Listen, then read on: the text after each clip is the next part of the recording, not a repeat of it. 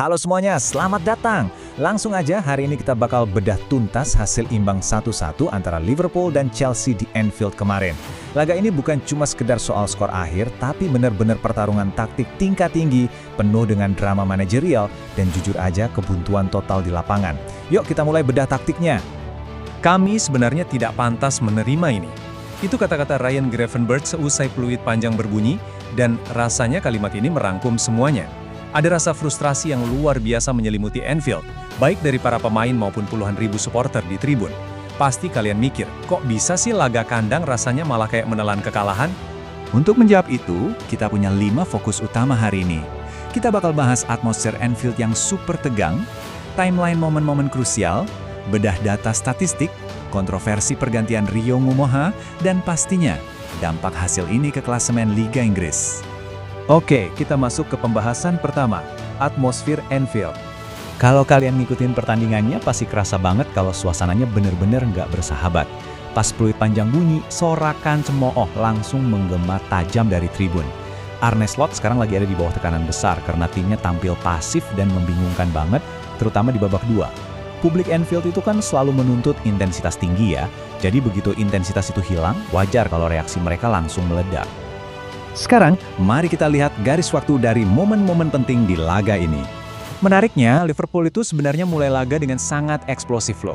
Walaupun main tanpa nama-nama besar kayak Muhammad Salah, Florian Wirtz, dan Hugo Ekitike, mereka langsung tancap gas dan unggul di menit ke-6 lewat penyelesaian mematikan dari Gravenberch.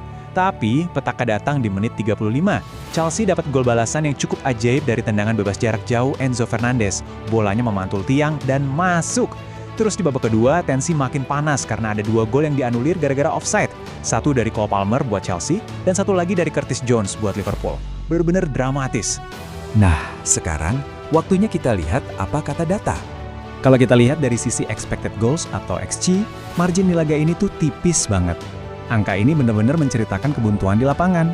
Liverpool cuma mencatatkan XG 0,51 dan Chelsea 0,47. Ini bukti nyata kalau kedua tim sama-sama gagal ngebongkar pertahanan lawan dan hampir nggak bikin peluang yang berkualitas. Dan coba tebak angka ini, 14. Cuma itu total tembakan dari kedua tim selama 90 menit penuh. Liverpool dengan 8 tembakan dan Chelsea cuma 6. Biar kalian kebayang konteksnya, peluang itu benar-benar jadi barang mewah kemarin. 14 tembakan gabungan itu menjadikannya pertandingan dengan jumlah tembakan terendah kedua di Liga Inggris musim ini. Satu-satunya laga yang lebih sepi peluang dari ini cuma pertandingan Sunderland lawan Newcastle bulan Desember lalu, yang cuma punya total 11 tembakan. Kenapa bisa begitu? Dalam analisis sepak bola, kita nyebut fenomena ini sebagai netralisasi taktis. Ini bukan berarti mereka main ngebosenin tanpa alasan, tapi karena kedua sistem permainan benar-benar saling mengunci. Blok pertahanan dan transisi lini tengah dari kedua tim terus-terusan berbenturan dan saling membatalkan ancaman. Ruang gerak nyaris nggak ada. Makanya tembakan ke gawang jadi sangat langka. Lanjut ke momen krusial keempat, sebuah keputusan taktik yang benar-benar memicu perdebatan. Sebelum ditarik keluar, winger remaja Rio Ngumoha adalah pemain yang paling bersinar di lapangan buat Liverpool. Dialah yang ngasih assist buat gol pembuka Gravenberch tadi. Gak cuma itu, dia sukses nyelesain 4 dari 5 dribble, yang mana itu tertinggi di timnya. Sedikit fakta menarik nih, assist itu jadi keterlibatan gol ke-55 oleh pemain remaja di Liga Inggris musim ini loh, rekor tertinggi sejak musim 2006-2007. Tapi disinilah Arne Slot bikin kontroversi. Dia malah narik keluar Ngumoha buat masukin Alexander Isak.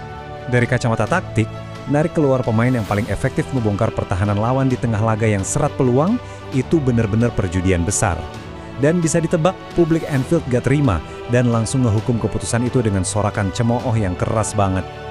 Terakhir, mari kita bahas gimana dampak skor imbang ini ke persaingan di klasemen.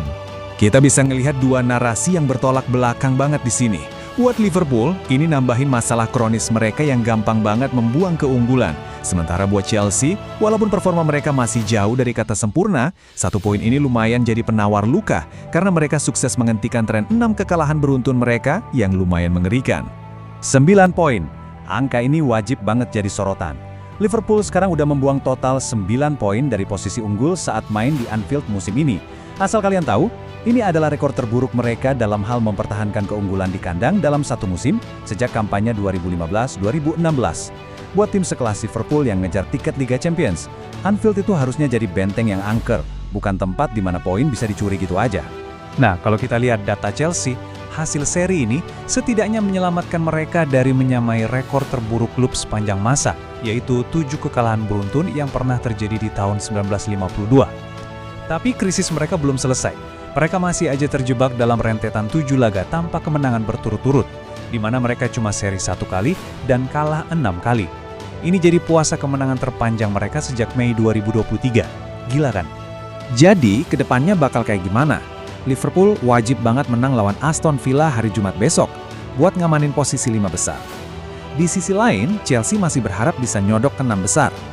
Menariknya, kiprah Aston Villa di Liga Eropa nanti bisa ngaruh banget ke nasib tiket Liga Champions yang lagi diincar Chelsea. Pada akhirnya, dengan taktik yang mulai kebaca, keputusan manajer yang memicu amarah penggemar, dan posisi klasemen yang makin rentan, satu pertanyaan besar tersisa. Akankah kebuntuan di Anfield ini jadi peringatan keras yang justru menyelamatkan musim Liverpool, atau malah jadi awal dari kejatuhan mereka? Silakan kalian nilai sendiri. Terima kasih udah ngikutin sesi bedah taktik kali ini, dan sampai jumpa di analisis berikutnya.